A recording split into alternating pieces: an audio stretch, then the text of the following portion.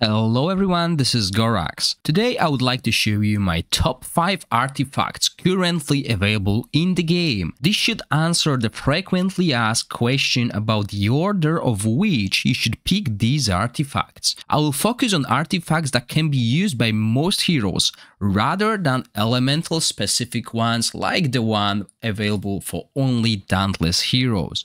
Obviously, I'll skip those as I think the first 5 should be the universal artifacts. Number 5 on my list is Downpipe Organ, a very good artifact if your team are running multiple range heroes. It provides your hero with attack and attack percentage, giving a huge boost to that hero, but also giving 10% of the wearer's attack to all range heroes, including the wearer. Put it on one of the range heroes and stack as much attack percentage as possible, and the 10% will be transferred to all range heroes. You could also put it on melee hero to give the boost to all other heroes. I got it as my third artifact in Season 1 and I still use it, especially when I'm running wild or dauntless teams. Solar King Horn is my rank 4 artifact. This artifact will make your healers tankier by giving them HP percentage and defense, but also give your damage dealers a significant damage increase.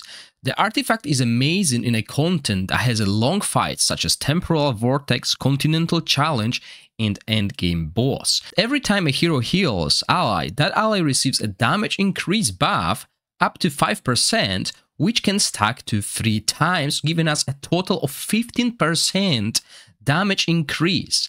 This works really well with heroes that have recovery over time or heal quickly. I have been using this on Furbuff since Season 2, and there is no better artifact for him even now in Season 3. The damage boost is really visible, so if you are still looking for an artifact that will boost your damage, this is another great choice. The next 2 artifacts are just ranked based on the preference rather than their actual power, as both of them could be rank 2. Gatekeeper Staff, an artifact that became top 3 at the start of Season 2 and was mostly used by Garius due to Garius' high defense scaling, turning massive heals into a massive shield, boosting the survival of Ice Blast team and making them competitive on Vortex. But Garius is not the only one that can use this artifact. If your team struggles with survival, just put it on your healer and all overheal will be turned into shield, and this is what makes Scenario so good in Season 3. But it will even make your Hexandra a top-class healer. The passive haste bonus is also a big help in the early game. Rift Hourglass is one monster of an artifact, good both in PvE and PvP.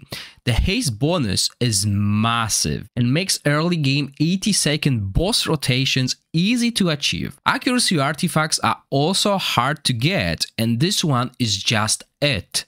This was my second artifact in Season 1, and I have been using it ever since, as it can be used on support, damage dealers, and even tanks. Witch's Remain is unquestionably the best artifact in the game. That should be your number 1 priority, as the gap between this and the alternative crown is just too big. Witch's defense penalty can be applied to multiple enemies, making AoE content way easier, and in Season 3 Mythic Gear boosts damage against enemies under defense down, significantly increasing total damage done by our heroes.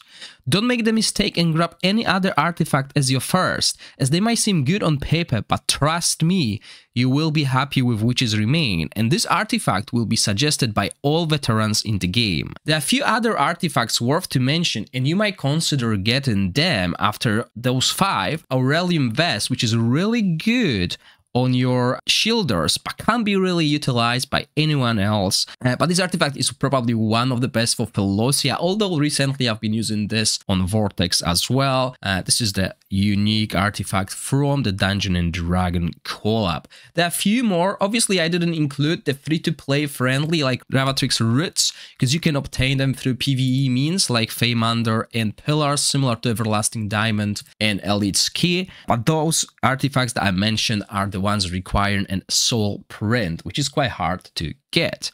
In the end, this is my top 5 and the 5 artifacts I have been using for some time now with a success. Once you're fortunate enough with extra dupe legendaries and got those 5, the game will change for you forever. I hope you enjoyed the video. If you do, please click the like button and consider subscribing to my channel.